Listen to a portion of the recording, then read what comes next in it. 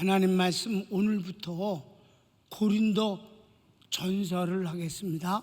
그래서 고린도 전서하고 후서를 끝난 뒤에 다시 구약 역사서로 돌아가서 구약을 하겠어요. 자, 고린도 전서 오늘은 총론입니다. 자, 고린도서 총론은 제가 개인적으로 이 고린도 전서에 관해서는 아주 하나님께 특별한 그런 은혜를 받은 책이에요. 여러분이 50년을 같이 담임 목사하고 같이 신앙생활을 했는데 여러분이 담임 목사를 알잖아요. 성격은 안 변하거든. 그 성격이 어때요? 직설적이자고 이렇게 막 부드럽게 해서 이렇게 품어내고 뭐 이렇게 그걸 잘 못해요. 타고난 성격이에요. 그러나 거짓말은 안 해. 거짓은 외식은 안 하고 꾸미진 않지만 직설적인 것은 있으니까 혹 상처를 줄 수도 있죠. 아무래도 그런 것들이 나의 부족함 때문에 주의 일을 하다가 그 주의 일이 잘 안 되거나 주의 일 자체가 상처를 받으면 내가 받는 게 아니라 주의 일에 상처가 되면 어떡할까 하는 것이 항상 걱정이었어요.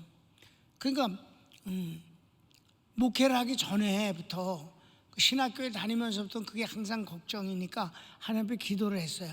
저의 부족 때문에 하나님께 영광을 가리거나 목회를 했을 때 교회가 상처를 받으면 어떡할까요? 그러지 말아야 되는데 이제 그런 걸 갖고 하도 여러 번 기도를 하니까 하나님께서 한번 응답을 주셨어요. 기도를 하는데 이게 성경이 이렇게 딱 보여요. 근데 여기 뭐라고 써 있어요? 성경 전서라고 써 있잖아. 그런데 내가 그때 본 성경에는 고린도 전서라고 써 있어. 그러니까 참 신기하잖아. 성경 전체의 제목이 고린도 전서라고 써 있으니까. 그래서 하나님께서 왜 이걸 보여주셨을까? 이래갖고 고린도 전서를 이제 연구를 하니까 진짜 어떤 교회에서도 찾아볼 수 없는 하여튼 문제투성이의 교회, 문제가 한두 가지라도 그게 감당 못 하는데 10가지 문제가 동시에 있어요. 그러니 어떻게 교회가 제대로 되겠습니까? 거기다가 분쟁을 하는데 4개 파가 싸워. 2개 파가 싸워도 정신이 없고 정말 못 살겠는데 4개 파가 싸우니 보통 일이 아니잖아요. 그런 것부터 시작해서 10가지 문제가 있단 말이에요. 그래서 고린도전서를 연구를 깊이 했어요. 그랬더니 다른 성경보다도 고린도전서를 가장 깊이 연구를 하게 돼서 그래서 처음에 이제 신학교 학장이 찾아와서 신학교에서 강의를 해달라고 부탁을 하셨을 때 뭘 가르치고 싶으냐 그래서 고린도전서를 통해서 목회 예방 신학을 가르치고 싶습니다. 그러니까 좋다고. 근데 한 과목만 가르치면 안 되잖아. 하나만 더 가르쳐 달라고. 그래서 그러면 신학생들도 잘 안 읽고 목사님들도 좀 이렇게 가까이 안 하는 히브리서를 가르치고 싶습니다. 대제사장 예수 그리스도에 대해서 복음을 전하고 싶습니다. 그러니까 그럼 그렇게 하라고. 그렇게 해서 첫 번째 가르친 것이 고린도 전서이고 그 뒤 횃불을 통해서 전국 목사님들을 이제 순회하면서 강의할 때 18도시를 돌면서 했잖아요. 거기서 제일 먼저 가르친 것도 고린도 전서를 통해서 목회 예방 신학을 가르친 겁니다. 이걸 가르치면서 하나님 앞에 기도를 하지 않았어요. 하나님, 목회상 여러 문제에 대한 예방 신학인데 그걸 이제 줄여서 목회 예방 신학, 그것도 줄여서 예방 신학. 그럼 그냥 한국의 목사님들 사이에서는 고기용 목사, 이렇게 예방 신학, 고기용 목사 이렇게 등식이 성립될 만큼 많이 했어요. 그러면 그걸 가리키기만 하면 안 되잖아요.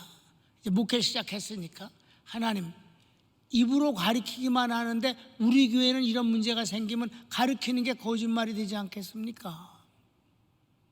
그러니까 이 고린도 교회에 나타난 10가지 문제가 우리 평강교회에선 한 가지도 생기지 않게 주세요. 하나님 그렇게 해주셨습니다. 여러분 이런 교회 진짜입니다. 내가 목회를 잘하는 게 아니라 주님의 은혜 때문에 이런 교회는 없습니다. 여기에 나오는 10가지 문제가 우리 교회는 한 번도 생긴 적이 없다는 거예요. 그러니까 없기 때문에 나가서 복음을 전할 때 당당하게 되다, 담대하게 할 수 있다는 것이고 권위가 있게 만들어 주신다 이 말입니다. 여러분도 그렇게 생각하시면 아멘. 원래가 있잖아요. 나이 먹었는데 제일 하지 말아야 되는 게 지 자랑이야. 근데 난 이건 내 자랑이 아니야. 하나님의 은혜를 말할 뿐이지. 문제가 안 생기게 내가 무슨 재주로 이걸 막을 수 있겠어? 그러니까 50년 동안 우리 평강교회 이 고린도 교회에 생겨진 10가지 문제가 교회적 문제로 드러난 것이 한 번도 없었다는 것은 내가 목회를 잘해서가 아니라니까 하나님의 은혜다 이 말입니다. 이런 은혜가 충만한 교회가 얼마나 중요하냐 이 말이죠. 그런 교회 여러분이 가정으로서 함께하는 것이 축복임을 믿습니다. 자, 그래서 고린도 교회 1번 고린도 도시. 고린도 도시는 어떤 건가? 가르시 1번 발칸반도 남쪽 고린도만과 살로니크만의 두 항구를 발판으로 두 바다 사이의 고린도라고 불립니다. 그만. 그럼 여기서 지도를 봐야지. 아까 지도 보세요. 자, 아가야는 마케도니아는 그러니까 마케도니아가 경기도라면 아가야는 경상 전라도라든가 뭐 이런 식으로 큰 지역 이름이에요. 마케도니아 안에는 뭐 헬라도 있고 헬라가 마케도니아 쪽에 들어가 있어요. 아가야는 밑에서 있어갖고 아가야에서 제일 큰 도시가 고린도입니다. 자, 그 고린도 보면은 만이잖아, 만. 쭉 기다랗게 바다에서 우리 한반도도 만이잖아요. 반도지 반도가 이렇게 쭉 내려와서 양쪽 바다에 끼어져 있어요. 그래서 저런 위치에 있기 때문에 얼마나 중요해요. 교통, 경제, 정치 모든 면에서 아주 중요한 곳이란 말이에요. 2번 이런 지리적 장점으로 교통, 상업, 정치의 중심으로 고대 헬라 시대 도시국가의 맹주 중 하나였는데 BC 146년 로마에 의해 파괴되어 100년간 폐허로 방치됩니다. BC 46년 줄리어스 시저가 식민지로 재건하여 아가야의 수도가 되고 바울 당시에 60만 명의 대도시였습니다. 됐습니다. 이렇게 됐는데 그런데 이게 로마가 이 고린도를 폐허로 만든 거는 순전히 정치가의 시기심 때문이야. 시기심. 로마보다 더 엄청나게 발달하는 것이 싫어서 폐허를 만들었어. 이런 게 정치가들은 망하게 하는 데는 권력이 굉장히 큰 역할을 합니다. 세워주지는 못하는데 망하게 하는 데는 엄청난 일을 해. 그런데 이제 꼭 100년 만에 이제 줄리우스 시저라는 성경한 가이사라고 하는 사람이 그가 이제 이걸 회복시켰어요. 그러니까 바울이 이렇게 가서 이거 할 때는 얼마 안 됐을 때예요. 근데 급조됐기 때문에 금방 60만 그런 시민이 됐던, 지금은 60만이 큰 게 아니지만은 예수님 당시 때 60만은 어마어마한 그런 숫자입니다. 한번 주민은 로마에 의해 이주된 여러 민족의 노예, 전쟁포로 등 가난한 사람들과 돈을 벌기 위해 온 사람 및 상업으로 돈을 번 사람들로 빈부격차가 크고 여러 민족이 모였으므로 다신교에 의한 우상 숭배가 만연합니다. 그래요. 그러니까 갑자기 로마가 또 이걸 필요하다 그러니까 사람이 이제 도시에 사람이 살아야 되니까 제일 먼저 로마의 다른 나라 사람들을 다 내쫓았어요. 그래서 쫓겨난 사람이 누구예요? 대표적인 성경의 인물 브리스라 아굴라죠. 그 부부가 쫓겨났어요. 로마에도 집도 있고 고린도에도 집도 있고 나중에 에베소에서도. 그러니까 그 사람은 아주 이 돈 버는 능력이 탁월한 것 같아, 그 부부가.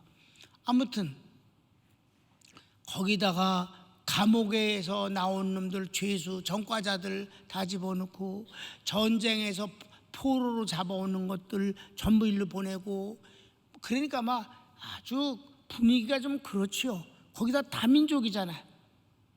여러 민족들이 한꺼번에 몰려서 사는 거예요. 그러니까 어떻게 돼? 이들이 다 자기네들이 살던 곳에서 섬기던 신이 따로 있단 말이에요. 그러니까 많은 신을 각각 섬기게 되니까 우상이 들끓었다 이 말입니다. 4번. 고린도 사람 같은 유행어가 있을 정도로 윤리적으로 방탕합니다. 다른 동네에서 사람이 아주 못됐거나 방탕하거나 믿을 수 없는 사람이거나 거칠고 그런 사람이 이 고린도 교회, 고린도인 같은 인간, 고린도 사람 같은 것, 이렇게 말하면 그건 아주 그를 얕잡고 그리고 무시하고 욕하는 소리라 이 말이에요.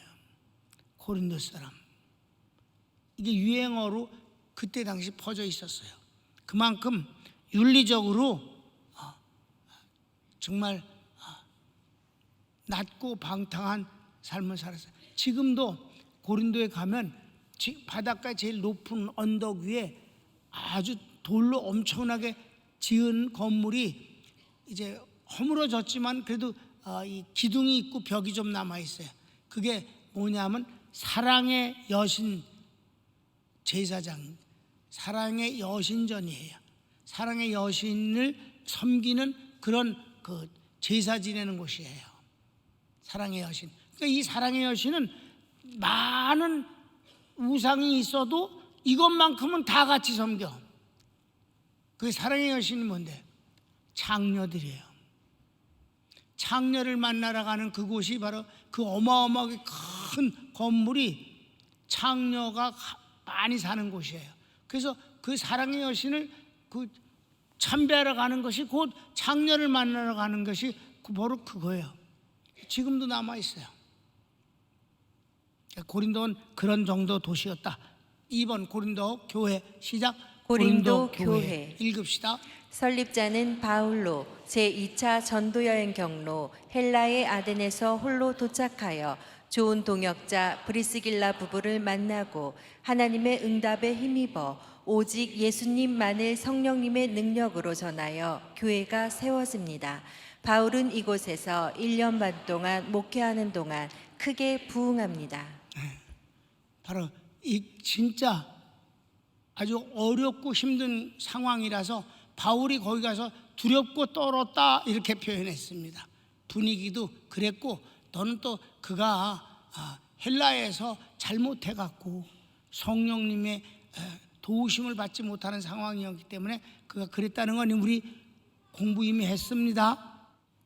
그래서 사도행전 18장 한번 볼까? 이후에 바울이 아덴을 떠나 고린도에 이르러 아굴라라 하는 본도에서 난 유대인 하나를 만나니 글라우디오가 모든 유대인을 명하여 로마에서 떠나라 한 고로 그가 그 아내 브리스길라와 함께 이달리아로부터 새로 온지라. 바울이 그들에게 가매 업이 같음으로 함께 거하여 일을 하니 그 업은 장막을 만드는 것이더라. 안식일마다 바울이 회당에서 강론하고 유대인과 헬라인을 권면하니라. 아멘. 이렇게 해서 교회가 세워졌습니다. 1년 반 동안 아주 큰 부흥을 일으켰어요. 사도 바울이 이때 크게 회개를 했기 때문에 그 전에 선교하는 현장보다 비교할 수 없는 어마어마한 일이 일어났고, 이때부터 고린도에서 편지를 쓰기 시작한 것들이 전부 신약 성경이 되어진 것입니다. 자, 그다음 3번. 고린도서의 기록 시기와 장소. 그럼 뭐 그냥 상식이니까 읽고 마치겠습니다. 시작. 시기는 바울이 에베소에서의 체류 기간을 53년에서 57년으로 볼 때 여러 가지 진행된 내용으로 55년 6월절이 가까운 때로 보는 견해가 유력합니다. 그 동기와 목적이 있어요. 그 다음에 4번. 고린도서의 기록 동기와 목적. 왜 고린도서를 썼을까? 왜냐면 이 고린도에서 떠나서 간 곳이 그토록 원했던 에베소예요. 에베소는 아시아 전체 수도와 같은 곳입니다. 고린도가 아가야의 수도라면 에베소는 아시아 전체의 수도이기 때문에 비교도 안 되게 큰 것입니다. 아시아는 어마어마하게 크거든. 그러니까 거기서 이제 가서 일하면서 거기서 고린도보다 좀 더 오래 있었어요. 거기서 복음을 3년간 있었거든. 그러니까 거기서 있으면서 고린도 교회의 소식을 듣게 된 거죠. 그러니까 저가 에베소에 도착해서 고린도에 누군가가 좀 유능한 지도자가 있기를 너무 바라는 거예요. 근데 거기서 막 상당한 그 실력의 신학자를 만나게 됩니다. 아볼로라는 사람입니다. 그는 아주 유명한 알렉산드리아 학파의 신학자로서 그 알렉산드리아 학파가 뭐 했냐면 구약 히브리서를 헬라어로 번역을 한 것이 바로 그 파에서 한 겁니다. 그걸 70인역이다. 70명이 그걸 번역했다. 그래서 70인역인데 거기에 함께 할 만한 그런 인물입니다. 그러니까 자, 1번 읽읍시다. 바울은 아굴라 부부와 함께 고린도에서 에베소로 갔다가 그들을 남겨두고 가이사랴를 거쳐 안디옥에 돌아오므로 2차 전도 여행을 마친 후 다시 에베소에 옵니다. 네, 갔다 왔어요. 그래갖고 에베소에 이제 도착했어요. 그때 도착해서 너희가 믿을 때 성령을 받았느냐? 이미 그땐 아볼로가 교인들을 데리고 성경을 가르치고 있었다 이 말입니다. 근데 그 숫자가 몇 명이라고? 12사람이었다. 그렇게 기록되어 있어요. 2번. 사도 바울은 에베소에서 아볼로를 고린도 교회 목사님으로 보냈는데 그의 목회는 처음부터 문제가 있습니다. 가장 큰 문제는 그는 성령을 모르는 사람이었어요. 성령, 지식도 많고 그는 우선 외모가 아주 잘생겼어요. 거기다가 이 언변이 굉장히 좋아서 그와 대화를 하는 사람은 그 말에 굴복하게 돼 있어요. 그렇게 말빨이 좋아. 지식도 많아. 그러면 인간적이면서 거의 갖춰졌잖아. 그런데 성령을 몰라. 그게 치명적인 것입니다. 성령의 사람이 아니고는 목회를 할 수가 없는 거예요. 원래가 인간이 뭐 아무리 꾸미고 멋지게 해도 그가 오래 못 갑니다. 그래서 처음부터 보면 3번. 고린도 교회의 글로에의 집에서 온 편지와 다른 여러 편지에서 고린도 교회의 많은 문제를 알게 되었고 여기에 대한 복음적 치유를 위해서 쓴 것이 고린도 전서입니다. 편지도 오고 직접 사람도 와서 이런 문제로 지금 교회가 야단입니다. 큰일 났습니다. 이렇게 됐다 이 말이에요. 그리고 그렇게 문제가 많이 한꺼번에 일어나니까 아볼로라는 이놈은 도망 나왔다 이 말입니다. 그러면서 그 책임을 전부 고린도 교인들이 무식해서 그렇다고 탓을 하면서 와버려서 다시 에베소로 와버려서 다시 가라고 그래도 갈 생각이 없다고 그랬어. 그러니까 지금 지도자도 없는 교회가 10가지 문제로 막 엉망진짜 뒤죽박죽이 돼 있으니까 바울이 얼마나 마음이 급하겠습니까? 그래서 쓴 편지가 고린도 전서다. 놀라운 것은 이 고린도전서 이 짧은 편지가 10가지 문제를 한꺼번에 해결됐다는 기적이 오시다. 이게 성령님의 역사입니다. 바울의 능력이 아니라 성령님의 역사다.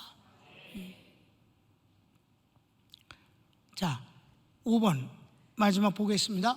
고린도 교회의 문제와 치유. 그래서 보통 내용 보내면 내용을 설명을 하는데 난 내용을 말하지 않았어요. 여기 문제가 많으니까 10가지 문제를 기록하고 있습니다. 자, 쭉 읽읍시다. 분쟁 문제, 음행 문제, 성도 간 소송 문제, 결혼 문제, 우상 재물 문제, 문화와 신앙 문제, 성찬 문제, 성령 은사 문제, 부활 문제, 헌금 문제. 이렇게 10가지가 고린도 교회의 문제가 하여튼 생길 수 있는 문제는 다 생긴 거예요. 다 생겼어요. 결혼을 읽읍시다. 고린도전서는 성경에서 소개되는 모든 교회 가운데 가장 문제가 많은 고린도 교회에 대해 문제를 완벽하게 해결합니다. 완벽하게 해결합니다. 완벽하게. 그러니까 이 완벽하게 해결하는 것으로 끝나는 것이 아니에요. 이제 공부를 했으니까 이런 문제가 생기면 이렇게 해결하면 되겠구나. 이렇게 복음적으로 이렇게 하면 해결이 되는구나 라고 할 수 있잖아. 방법을 공부한 것으로 끝나는 게 아니지. 더 중요한 것은 나는 그렇게 생각했어요. 나는 이 고린도전서를 통해서 결과적으로 내가 얻고자 하는 건 지식은 누구든지 다 읽으면 다 배울 수 있는 거예요. 고린도전서. 난 거기서 독특하게 내가 취할 것이 따로 있다고 생각했어요. 그게 2번. 치료가 잘 되면 백신이 나오는 것처럼 고린도전서는 교회 역사에서 문제를 예방하는 복음서입니다. 예방 백신이 여기서 만들어진다는 것이죠. 미리 예방주사를 맞으면 그 병이 안 걸리는 것처럼 미리 가리키면 이와 같은 문제가 발생 자체를 막을 수 있지 않겠는가.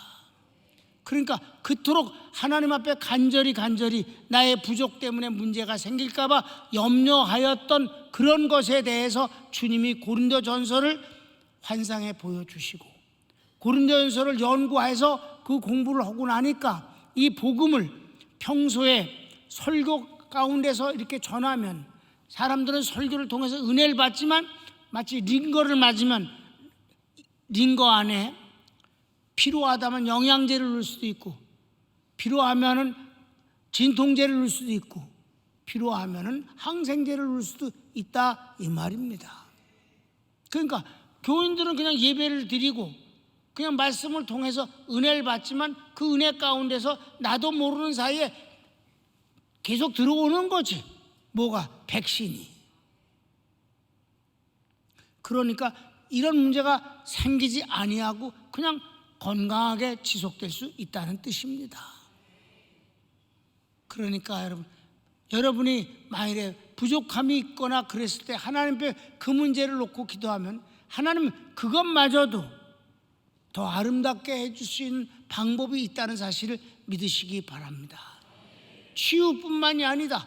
예방, 백신이 더 중요하다. 자, 오늘 여기까지 오늘 청론을 공부했습니다. 손을 모읍시다. 사랑하는 여러분,